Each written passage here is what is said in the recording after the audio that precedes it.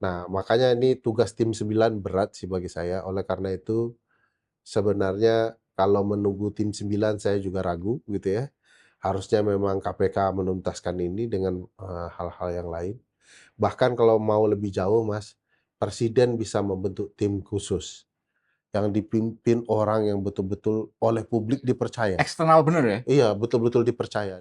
Apakah kasus-kasus yang ditangani oleh Jampitsus selama ini, karena dia pimpinan dominis litis penyelidikan penyidikan kasus tindak pidana korupsi di wilayah kejaksaan di mana saja di Indonesia, termasuk pimpinan dalam penyelidikan untuk kepolisian, itu benar-benar pemberantasan korupsi atau ada kaitannya dengan uang di gudang? Kalau KPK dulu tidak dirusak Pak Jokowi ya, saya yakin ini termasuk yang akan segera dikerjakan KPK. Apa namanya, kalau kejahatan dilakukan oleh aparat penegak hukum maka diperberat sepertiga. Ini bayangkan kalau tersangka korupsi itu langsung ditahan, ditangkap dan segala macam. Kan logikanya kalau sepertiga diperberat, sudah lebih dari ditahan lah kurang lebih gitu ya. Dulu masalahnya ekonomi, masalahnya hukum, masalahnya keamanan, beda-beda tuh pemerintahan tuh titik tekatnya. Nah baru kali ini masalah terbesar pemerintahan ini ada di komunikasi gitu. Komunikasi presiden lah, komunikasi Bakom lah, Bakom dan penasihat khusus bidang komunikasinya beda lah. Jadi aneh saja kalau istana gagal berkomunikasi di depan publik dengan cerdas mencermati situasi.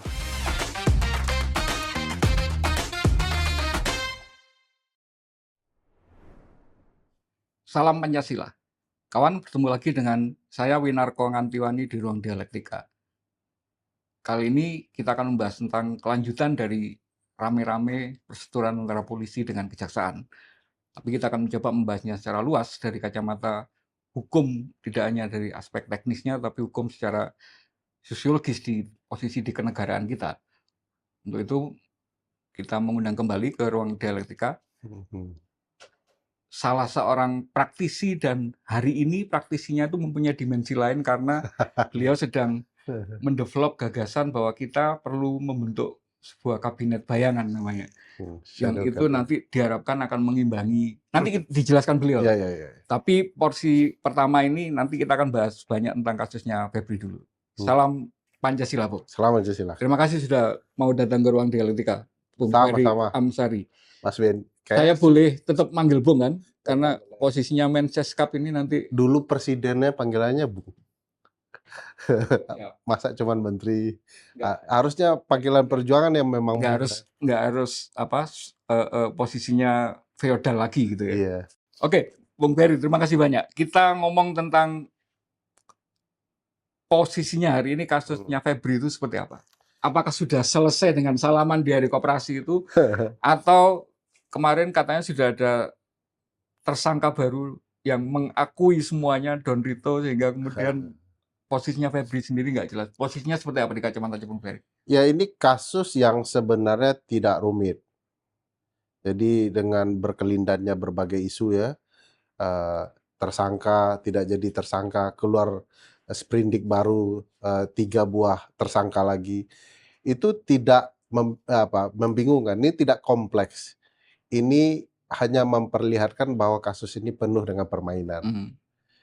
Kita tahulah bahwa, nuansa, di antara beberapa lembaga timbul, katakanlah ya, persaingan yang di titik tertentu ya bisa sehat, bisa tidak.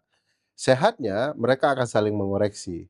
Nah, itu yang sedang dilakukan oleh tim di kepolisian ketika kemudian ada pimpinan tertinggi dalam isu pemberantasan korupsi ternyata memiliki uang dengan jumlah yang sangat di luar batas penalaran, di luar batas wajar gitu ya. Nah, tiba-tiba kan ini jadi janggal ya karena tarik ulur ya. Satu kejanggalan pertama adalah pelanggaran konstitusional yang terbuka dilakukan Mhm. oleh institusi-institusi negara. Gimana itu? Ya, Coba dijelaskan pelanggaran konstitusionalnya apa yang sudah kelihatan di Maja? iya, ketika teman-teman kepolisian dan teman-teman kejaksaan ini, bertemu ya, lalu dilakukan penggeledahan, kenapa ada institusi TNI gitu Hmm. ya. Ini kan dua institusi yang berbeda sama sekali. Secara Undang-Undang Dasar pasal 30 membatasi dua institusi hanya bekerja di urusan satu saja, khusus satu. Pertahanan. Satu keamanan, kepolisian, dan satu pertahanan dikerjakan oleh TNI. Mereka tidak melakukan bidang kerja keamanan, apalagi pengawalan.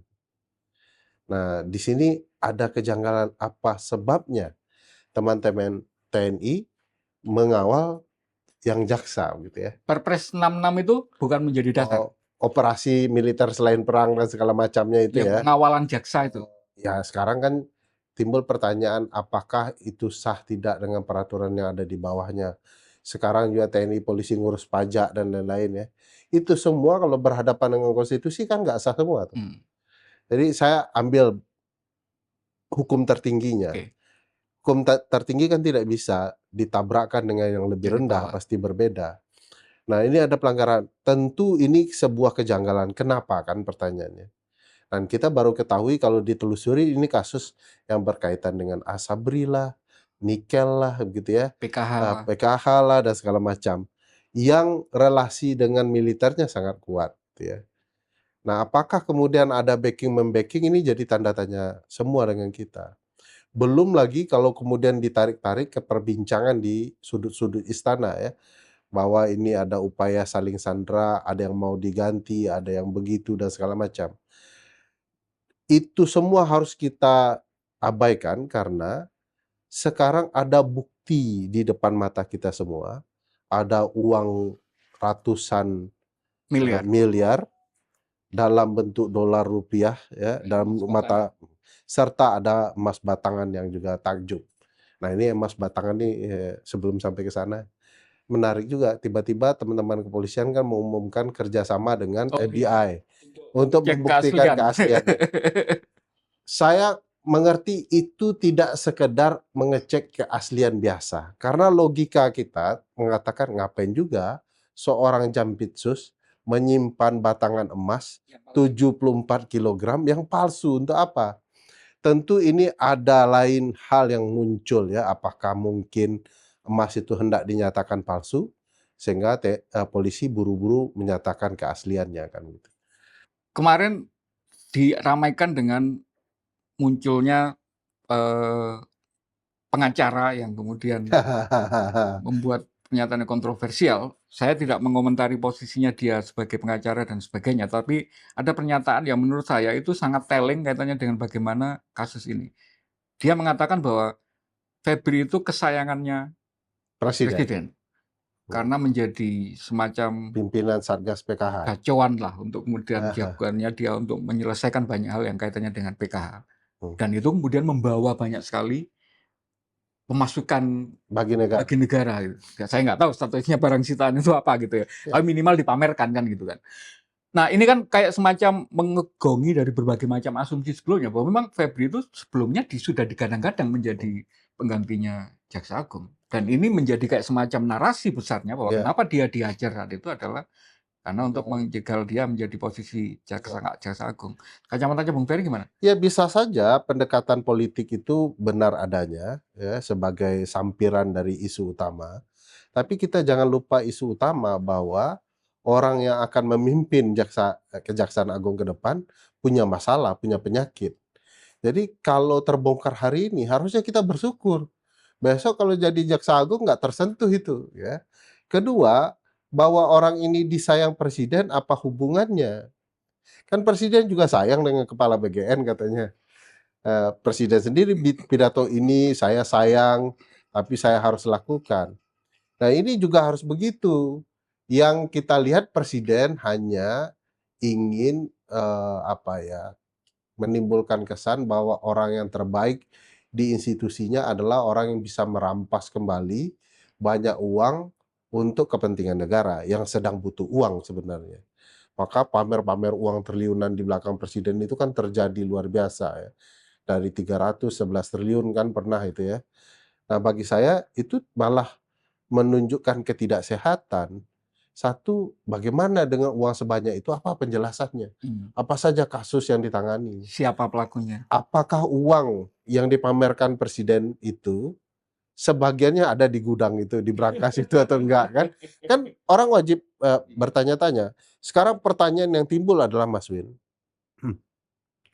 apakah kasus-kasus yang ditangani oleh Jampitsus selama ini karena dia pimpinan Dominis Litis penyelidikan penyidikan kasus tindak pidana korupsi di wilayah kejaksaan di mana saja di Indonesia, termasuk pimpinan dalam penyelidikan untuk kepolisian, itu benar-benar pemberantasan korupsi atau ada kaitannya dengan uang di gudang? Bolehkah publik curiga? Sangat boleh curiga. Kan Anda institusi hukum, Anda tidak boleh punya kelemahan. Jangankan yang esensial, yang sedikit pun membuat marwah aparat penegak hukum rusak, nggak boleh Anda lakukan. Nggak boleh terjadi. Nah, bayangkan seorang Jampitsus di 2 tempat punya harta sebanyak itu. Bagaimana dengan tempat-tempat yang lain belum kita ketahui? Nah, ini kan sudah dihentikan oleh presiden dan minta dialihkan. Bagi saya memang ada kejanggalan dan tidak bisa presiden atau pernyataan seperti itu dimakan bulat-bulat. Bisa saja ini orang sedang bersandar di tubuh besar presiden ya untuk melindungi kliennya kan gitu ya. Dan mencari-cari relasi bahwa orang ini disayang karena sudah menyita banyak dan segala macam. Presiden juga harus cepat menyikapi. Apa yang dilakukan presiden saat ini malah mengindikasikan pernyataan Hotman benar gitu ya. Dengan pindah kasusnya ke kejaksaan yang secara prinsip bagi saya tidak mungkin jeruk makan jeruk kan gitu ya. Dan aturannya katanya juga nggak ada. Enggak, karena jadi aturan yang ada itu adalah pelimpahan perkara. P21 dia terpenuhi semua alat bukti cukup memadai perkaranya untuk Baru dilakukan tuntutan. proses berikutnya kan. Ya, dilakukan tuntutan. Jadi pelimpahan perkara. Yang terjadi adalah pengambil alihan perkara. Perkara itu diulang baru kembali oleh versi kejaksaan. Tim 9 kan. Nah, di sini tidak sehatnya. Bagaimanapun, siapapun tim 9 ini dengan standar yang luar biasa, figur-figurnya sebagian kita ketahui, kenal, kapasitasnya, tapi kan mereka adalah korps kejaksaan. Yang mereka adili ini adalah pimpinan tertinggi mereka, orang yang bisa saja seniornya. Pernah ada histori macam-macam kan? Macam-macam pasti ya. Mungkin mereka pernah dikirim KPK ya melalui beliau itu juga kan. Dan itu bagi saya yang kemudian tanda tanya besar, apalagi bangunan atau konstruksi pemberantasan korupsi kita secara institusional kan tidak meletakkan KPK sebagai lembaga supervisi. Undang-undang KPK lama, KPK baru menyatakan KPK lembaga supervisinya. Anehnya KPK sendiri, Mas Win, kalau didengar pidato, bukan pidato, pernyataan dari Ketua KPK Pak Budi gitu ya, dia mengatakan sudah diperintahkan presiden. Ketika ditanya apakah akan melakukan supervisi, oh tidak, kami kan tidak. Jadi sudah sangat eksekutif gitu ya. Jadi bekerjanya gara-gara diperintah presiden. Diperintah presiden karena rumpun-rumpun eksekutif. Pun begitu, meskipun KPK tidak mengambil alih, sebenarnya kalau pernyataan Hotman kita amati, beliau kan salah satunya juga mengatakan tak diambil, ditangkap tanpa izin presiden kan. Nah, ini sudah salah juga nih.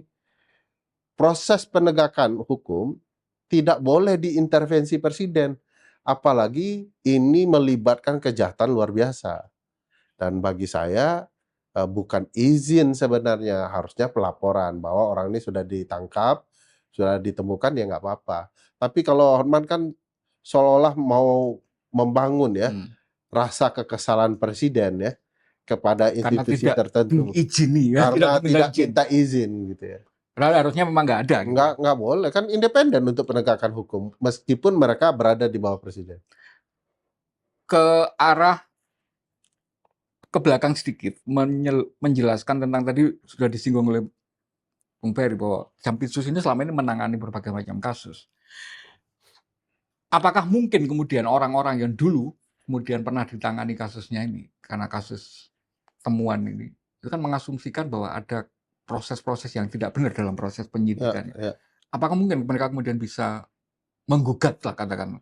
Ya, bagi saya ini novum ya, alat bukti baru yang menunjukkan bahwa proses mereka punya masalah. Mereka bisa menyampaikan di pengadilan bagaimana Pak Hakim bisa yakin proses kami ini benar kalau seluruh struktur ini di atasnya adalah Jampitsus gitu ya. Dan itu bisa kemudian jadi alat. Kalau mekanisme internalnya ada nggak? Karena gini, saya mau sedikit membandingkan dengan dunia jurnalistik ya. Kalau ada, dan ini pernah kejadian beberapa kali, kalau ada misalnya wartawan yang ketahuan dia itu dalam proses laporannya itu memalsukan data atau melakukan plagiarisme, itu kewajiban redaksi media itu membentuk sebuah tim untuk mengeksaminasi semua berita yang pernah dia bikin. Ya, Datanya sudah valid atau belum. ya, Karena ada prinsip yang namanya fruit of poisonous tree. ya. Buah dari Teori itu. buah dari pohon pohon yang yang beracun pasti beracun. pasti beracun. Nah, Ya. mengasumsikan. Nah, ada nggak sih di hukum kita ketika kemudian ada penegak hukum ini terbukti belakangan melakukan kejahatan seperti ini, kemudian bisa mengeksaminasi, ada mekanisme internal yang memastikan bahwa ya dulu prosesnya nggak salah gitu. Iya. Mas Win menyinggung fruit of the poison tree itu mengingatkan saya ke tesis tafsir konstitusi saya. Saya menggunakan Oh gitu. teori itu. Kebetulan nggak baca soalnya. Ya, saya enak nih ada poin itu. Tapi lepas dari itu, tentu saja harusnya ada mekanisme evaluasi. Kan pimpinannya yang harus melakukan evaluasi ya, atau institusinya punya mekanisme itu. Bagaimanapun orang yang diproses ketika itu salah, itu punya hak untuk mendapatkan perlakuan yang adil. Aneh kalau kemudian mereka tidak ada mekanisme itu. Di beberapa negara demokrasi ya, mereka punya ruang untuk mengevaluasi kalau ternyata ada sistem yang bobrok. Karena kan orang dirugikan semua. Kan ada gamenya gini, Mas Wen. Lebih baik ya melepaskan Oh iya. 1000 penjahat Satu daripada orang yang salah. memenjarakan 1 orang tidak bersalah. Nah, bayangkan aja nih, Jampitsus ini dari kapan nih menjabat? Berapa banyak kasus korupsi yang dia tangani dari daerah hingga pusat? Dari perkara kecil hingga besar. Apakah tidak mungkin itu emas, duit-duit itu berkaitan dengan sana? Atau ada agenda politik untuk mematikan lawan politik, lalu dijadikan kasus gitu kan? Kan bisa banyak ceritanya. Makanya membongkar itu tidak mungkin institusional yang sama. Karena tidak akan tahu ini perkara yang mana. Bagaimana Mas Win bisa menjamin seorang Jampitsus itu bekerja sendirian? Iya. Kan katanya kejahatan white collar crime nggak mungkin Nggak dilakukan mungkin sendirian. sendirian, berjamaah terus itu. Oleh karena itu ya aneh saja pilihan ini. Dan itu pilihan presiden loh. Berarti Bung Ferry meyakini berita teman-teman Tempo kemarin ya, bahwa proses pengalihan ini memang atas perintah presiden. Ya kalau bocor halus ya, Tempo dan segala macam sudah mulas. 10 kebenaran, 9,5-nya sudah diungkap oleh bocor halus. Kalau KPK dulu tidak dirusak Pak Jokowi ya, saya yakin ini termasuk yang akan segera dikerjakan KPK. Di ketentuan umum Undang-Undang KPK disebutkan bahwa korupsi itu extraordinary crime.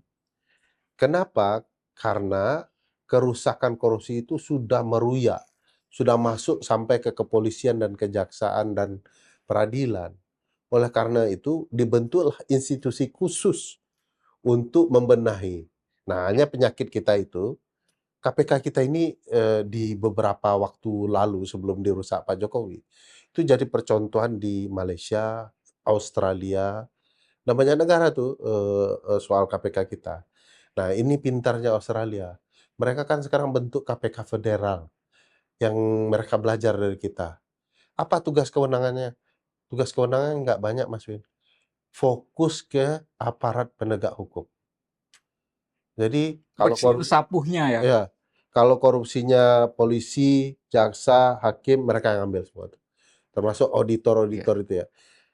Nah, KPK kita disuruh semuanya, ditangkap semua yang kecil-kecil. Begitu presidennya ganti, giliran politisi ini. Begitu presiden ganti, politisi yang lain. Padahal bukan itu permasalahannya. Kalau polisi, jaksa, hakim kita bersih, itu akan berimbas semua. Iya, Ngapain KPK kerja iya, kayak mau menuntaskan Indonesia jadi lebih iya. baik semua. Nah, ini kemudian jadi masalah ketika kemudian KPK sudah tidak punya standing dalam pemberantasan korupsi.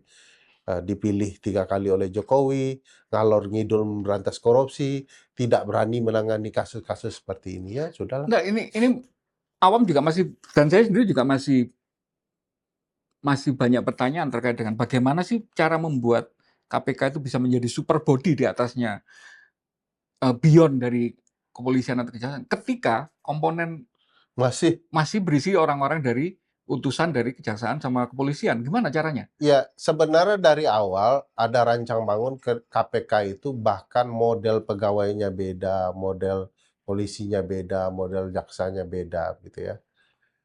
Bahkan komisionernya itu adalah jaksa sendiri kan. Dia bisa menuntut bahkan. Iya, Nah, sekarang diperlemah. Mereka tidak bisa seperti itu lagi. Ya, kalau sekarang kalau bicara beyond ya mustahil. Tapi kalau konstruksinya kita bicarakan yang dulu, sebenarnya ketika KPK merancang ada jaksa-jaksa khusus mereka sendiri, kan mereka dilawan oleh institusi tertentu. Kalau tidak salah ketentuan pasal 45 atau 44 dulu, ini sudah lama nggak baca undang-undang KPK nih. 45 yang mempertanyakan KPK yang membentuk jaksanya sendiri, penyidiknya sendiri. Itu yang kemudian mau dimatikan. Padahal itu gagasan, sebenarnya gagasan umum di ANKEK. ANKEK itu konvenan anti korupsinya PBB mhm, kan gitu ya. Nah, kalau itu berhasil, saya yakin itu keren sekali KPK.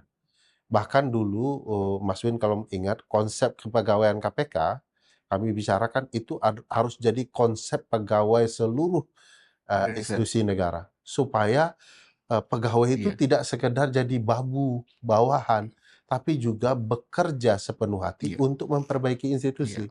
Ada Nah SOP yang itu nah kemudian di atas nah segalanya menjadi nah sekarang berubah, persis yang cerita Mas Win tadi.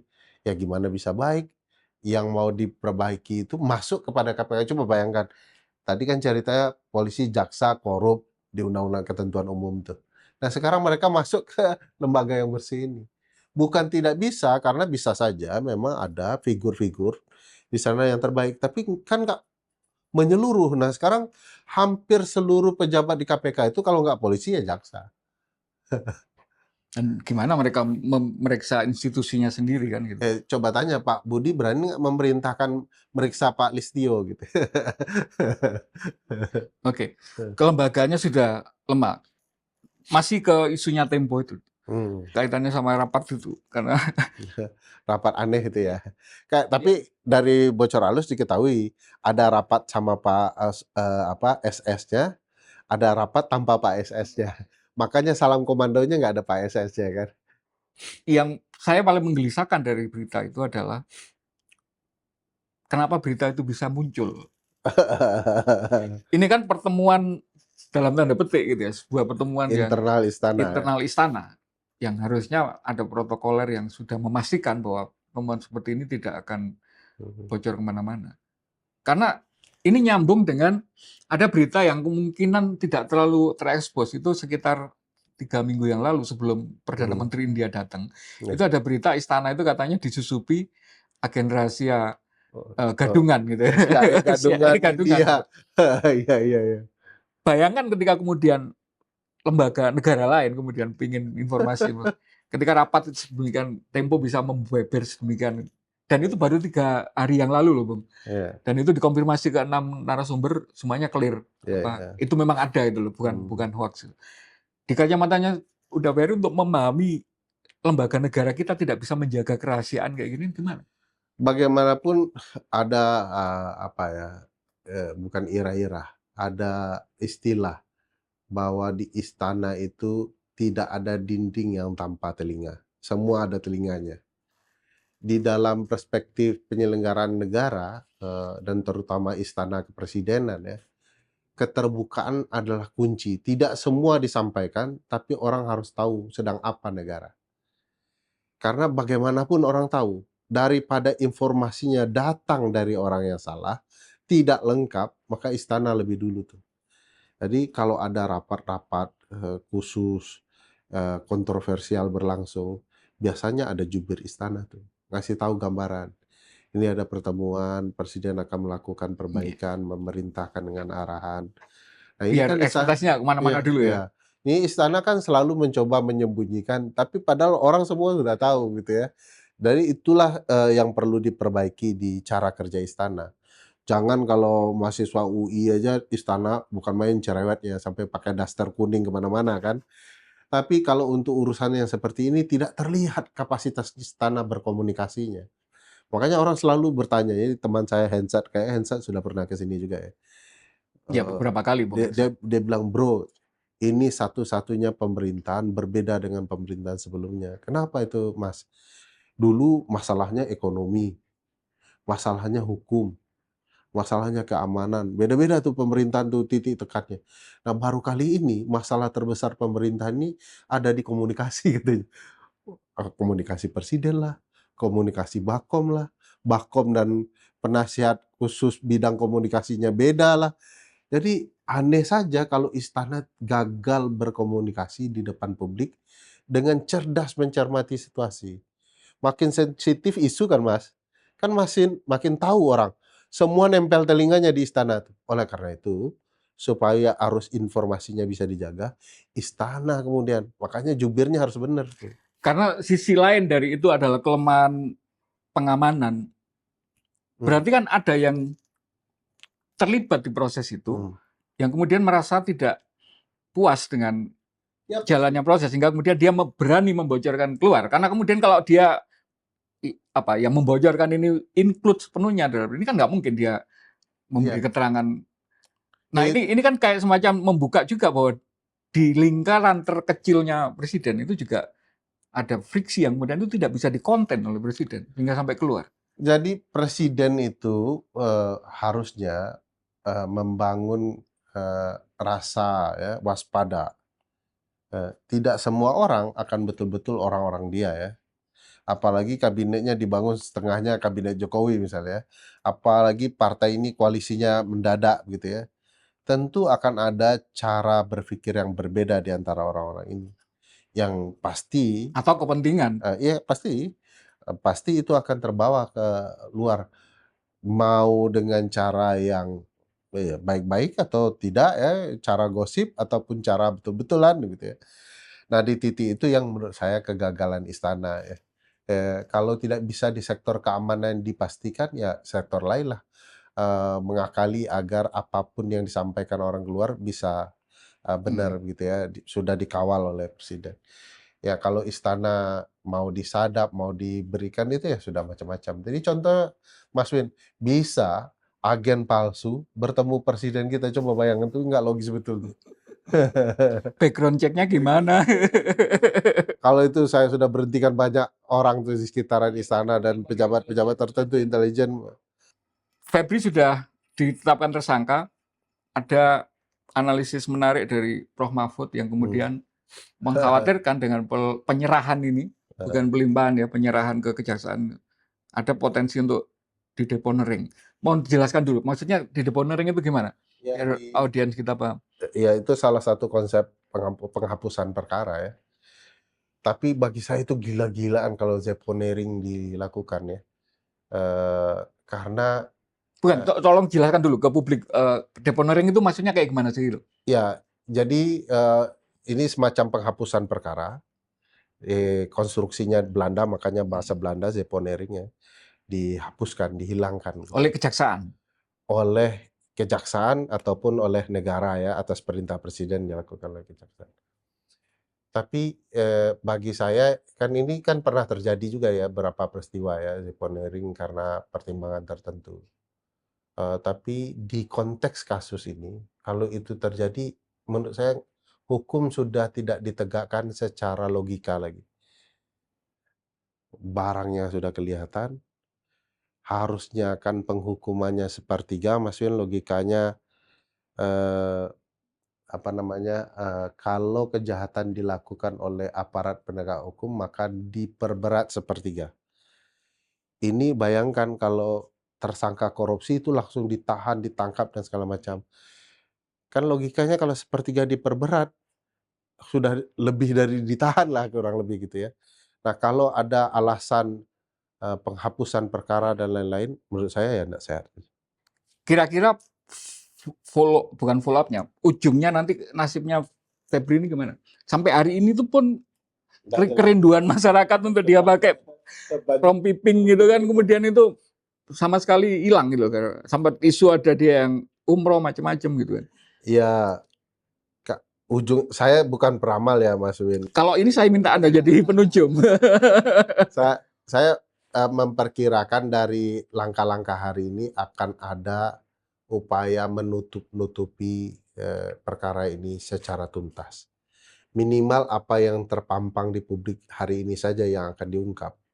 Ya, sekitar 500-an miliar itu ya, untuk diungkap kaitannya kemana-mana. Tapi nggak ada penambahan penyitaan yang lain atau penggeledahan yang narasi lain. baru kan sudah dibangun Mas. Misalnya ini untuk jembatan, ini uang pinjaman, yayasan milik si A, si B dan segala macam.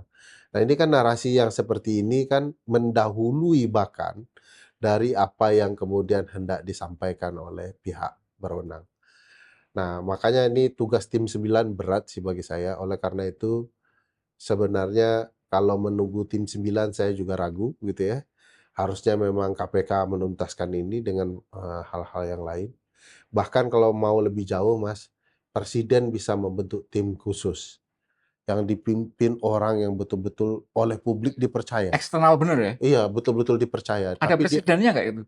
Kasus yang kemudian presiden membentuk tim sendiri untuk kalau di Indonesia TGPF ya paling ya untuk Sal Munir dan lain-lain.